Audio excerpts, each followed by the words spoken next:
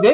So இங்க வந்து நம்ம வந்து ஒரு storage unit with glass designs. Glass வந்து ஃபுல் அண்ட் ஃபுல் நம்ம வந்து எட்ஜிங் கிளாஸ் யூஸ் பண்ணியிருக்கோம். மேலேயும் அதே மாதிரி ஒரு ஸ்டோரேஜ் யூனிட் வந்துடும். இங்க வந்து ஒரு க்ரூம் ஸ்டிக் யூனிட். எல்லா சைட்லயும் இது பண்ணிருக்க மாட்டோம், இதான் வந்து ஃபர்ஸ்ட் டைம் நம்ம பண்ணிருக்கோம். இது வந்து க்ரூம் ஸ்டிக்ஸ், மாப் இதெல்லாம் வைக்கிறதுக்காக ஒரு யூனிட் நம்ம கம்ப்ளீட் பண்ணி கொடுத்துருக்கோம்.